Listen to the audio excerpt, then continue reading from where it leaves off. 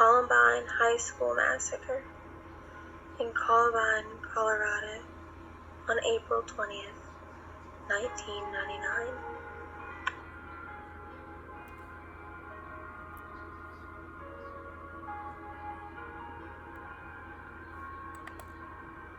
Dylan Cobalt and Eric Harris both lived fairly normal lives. Other students said that Dylan was shy, but he was known for his intelligence. He was in the Gifted Children's Program in 3rd through 6th grade. Eric often moved from place to place as a child due to his father being in the Air Force. Eric was fascinated with war and war stories. He enjoyed games that involved war. At 11, Eric found a game that allowed him to be the first-person shooter. The game contained violence, action, and horror. Due to his family constantly moving, Eric often resorted to games. And by his sophomore year, he had created 11 custom levels on this game.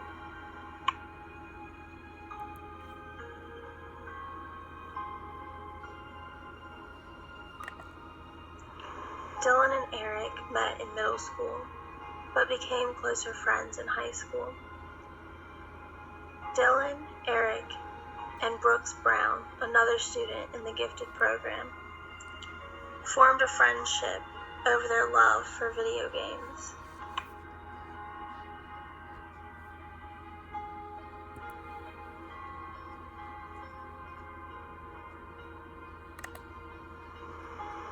In high school, after Halloween, Eric and Dylan's friends began to wear trench coats after receiving a lot of attention for wearing a trench coat on Halloween to school. The boys often wore their trench coats in 80 degrees weather and became known around the school as the Trench Coat Mafia.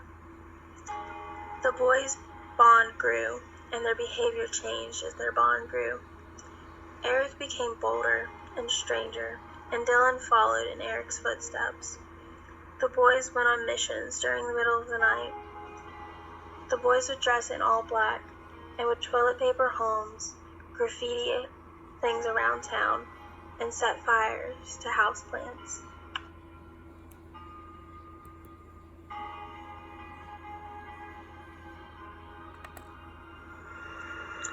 In 1997, the day after Halloween, the boys bragged about shooting trick-or-treaters with BB guns.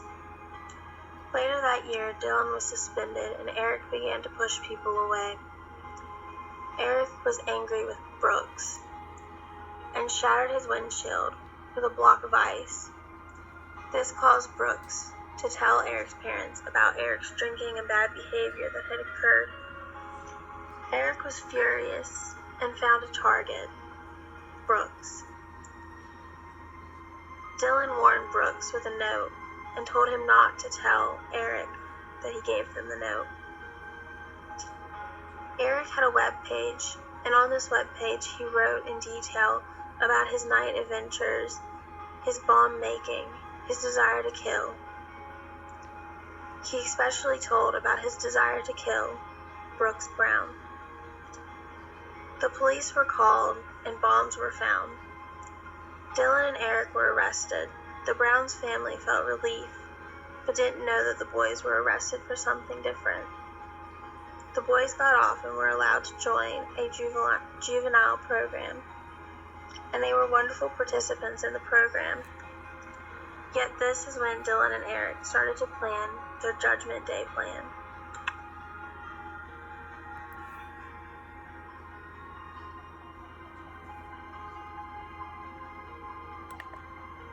Dylan and Eric planned for their Judgment Day.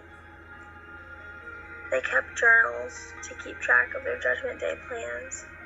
Dylan had a secret journal that he kept. In this journal, he wrote about God. He wrote about drinking for self-meditating. He wrote about love. He had love notes that he never sent. And in this journal, he wrote about his desire to commit suicide and his failed attempts of suicide.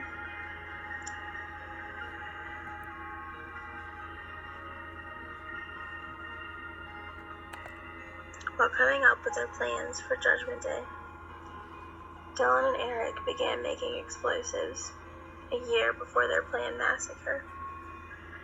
Eric noted how many exits were in the school and how the students moved throughout the day.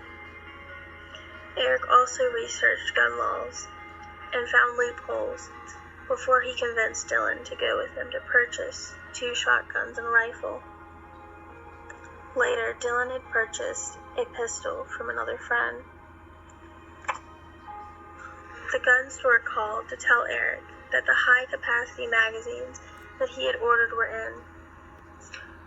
But Eric's father answered the phone, and Eric told his father that the gun place must have the wrong number. Dylan wrote many times before the massacre about wanting to steal a bomb and commit suicide with it. Dylan even ended many of his journal entries with goodbye, as if that was going to be his last journal entry.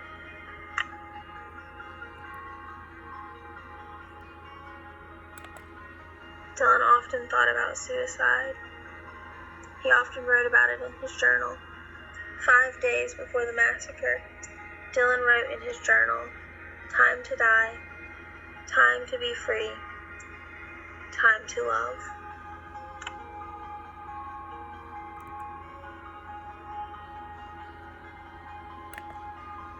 On the days leading up to the massacre, Eric secured the last-minute supplies and made sure they were purchased. 3 days before the attack, Dylan went to prom with a group of friends while Eric went on a date with a girl that he had recently met. Dylan and Eric planned for the massacre to be on Monday, but ended up postponing the event due to wanting to purchase more bullets and ammunition since they had recently turned 18.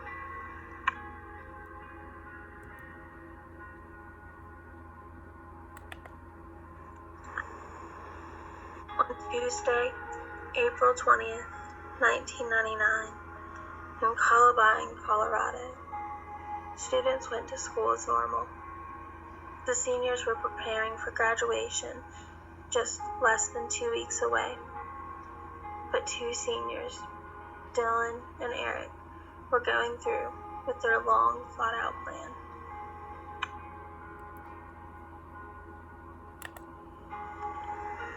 On that Tuesday morning at 5:30 a.m., Dylan and Eric left their homes to carry out and make sure that their preparations were ready to conduct their plan. Eric had a duffel bag with a propane tank with time bombs. They planned to put 2 of these propane tanks in the cafeteria. The purpose was to have the ceiling collapse on the students, and they planned on shooting the students as they fled. Dylan and Eric also planned to rig their vehicles to explode as police, EMT, and others arrived. This was to kill the police, EMT, and others during their arrival. The boys also planned to place another bomb in the park 3 miles away to avert the police to buy them time to set up their bombs and get in position.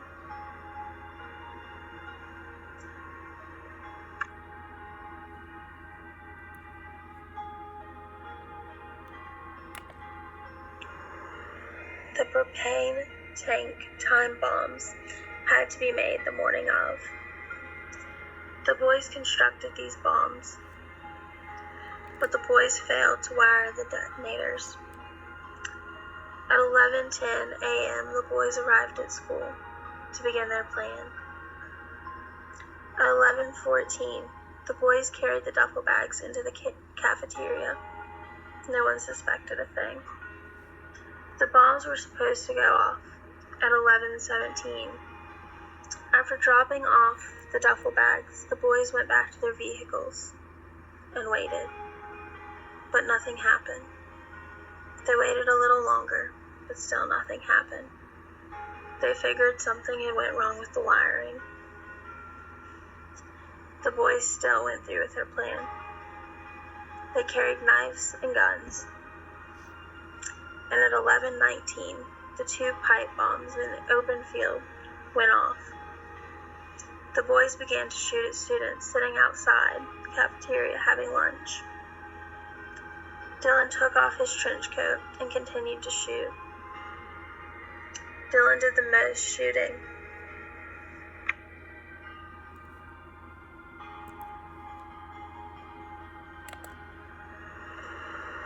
Many of the students did not realize what was happening. Many were in class and did not know a thing. Many that had heard just thought it was a senior prank and that the shootings were a joke. They thought that the boys were using paintball guns. But one teacher and 2 custodians realized that the students and the staff were in real danger. They tried to get the students down on the floor and away from the windows. Eric looked into the cafeteria as Dylan shot outside.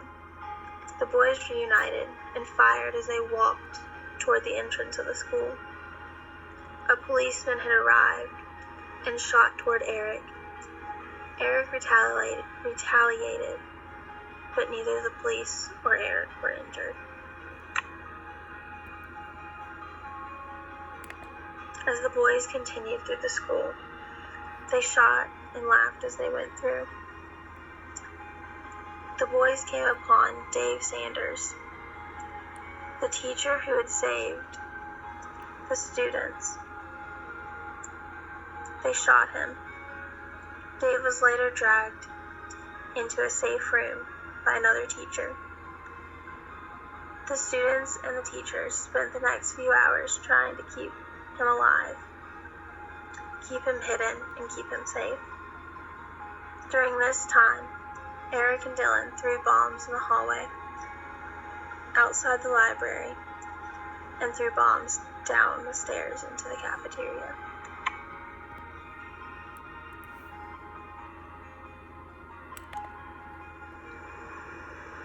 At 11:29, the boys entered the library, where many students were hiding. They yelled for the jocks to stand up, but no one stood. They started firing, and one student was injured from debris. Eric shot and killed a student. Then the boys went to the windows and started shooting toward the police and at fleeing students. Eric went over to a table, which 3 students were hiding underneath. He knocked on the table, said peekaboo, and shot them. Dylan then shot 2 students. Eric then shot and killed another student that was hiding under the table. The kick from his gun broke his nose. Eric began tormenting a girl sitting on the floor, but walked over to Dylan, who had found a black boy hiding under another table. They tormented and then shot and killed him. They continued to shoot and went on a shooting rampage in the library. Many were injured and killed. The boys spent 7 minutes in the library and killed 10 people. After leaving the library, 34 escaped the library unharmed.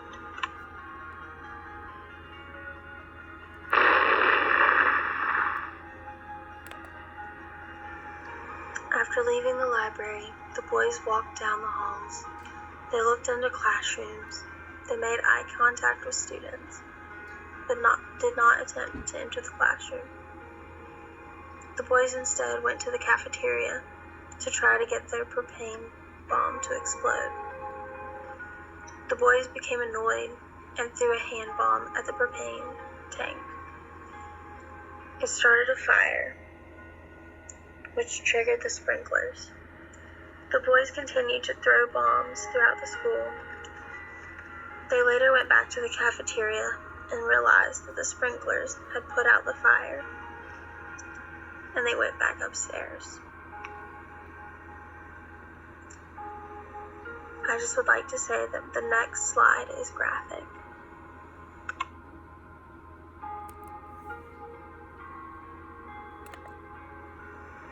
Dylan and Eric went back to the library, where many of the students had escaped. They went to the back of the library and shot themselves in the head, ending the massacre.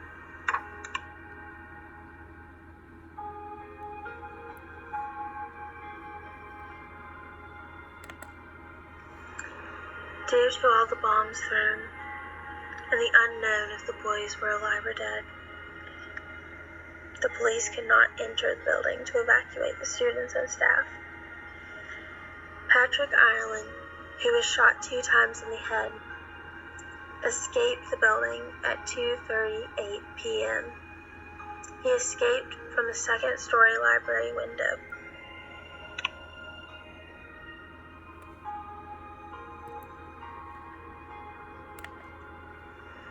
In this hour massacre, Dylan and Eric killed 13 people, 12 students and 1 teacher. Many others were injured. They fired 188 rounds of ammunition. They threw 76 bombs. 30 of these bombs exploded. They also had 13 bombs in their cars.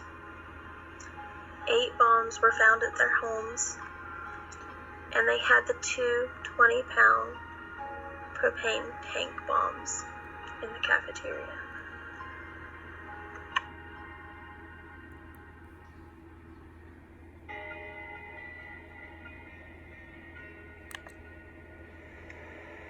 The Columbine massacre left a major impact on the school, the town, and schools in America. Schools enacted the Zero Tolerance Acts regarding threats of violence from students after the massacre. After the massacre, the community came together to fund and rebuild the library on the backside of the school. They renamed it the Hope Columbine Memorial High School Library. Through this funding and rebuilding, families found strength in one another.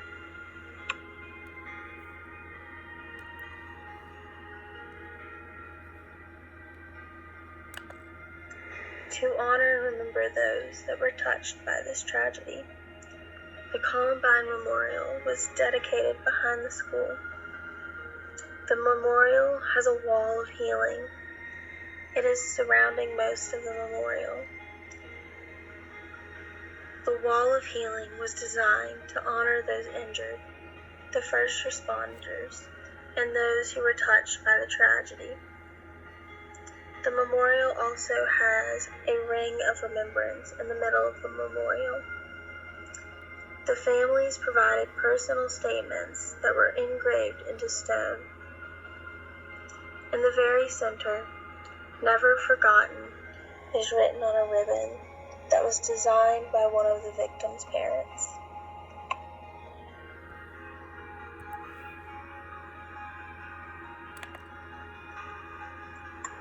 This tragedy occurred 20 years ago. I hope we never forget what happened on April 20th, 1999.